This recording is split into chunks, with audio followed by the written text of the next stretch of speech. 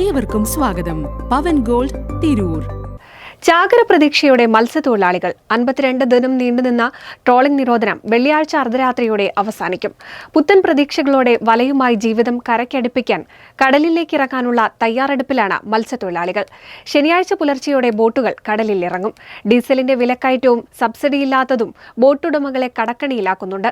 സർക്കാരിൽ നിന്ന് പ്രത്യേകിച്ച് സാമ്പത്തിക സഹായമൊന്നും ലഭിക്കാത്തതിനാൽ ട്രോളിംഗ് കാലയളവ് തൊഴിലാളികളെ സംബന്ധിച്ച് ദുരിതകാലമാണ്.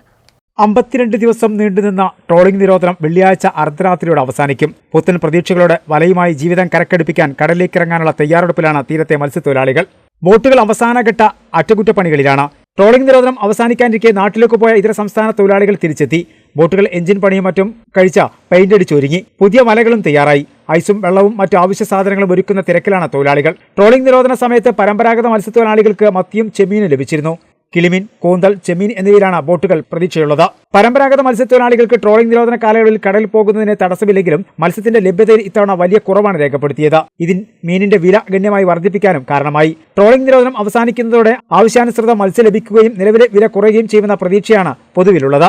ഡീസലിന്റെ വിലക്കയറ്റവും സബ്സിഡിയില്ലാത്തതും ബോട്ടുടമകളെ കടക്കണിയിലാക്കുന്നുണ്ട്. മത്സ്യലഭ്യതയിലുണ്ടായ കുറവ് തിരിച്ചടിയാണ്. പലരും കടം വീട്ടാനാണ് കടലിലേക്ക് ഇറങ്ങുന്നത്.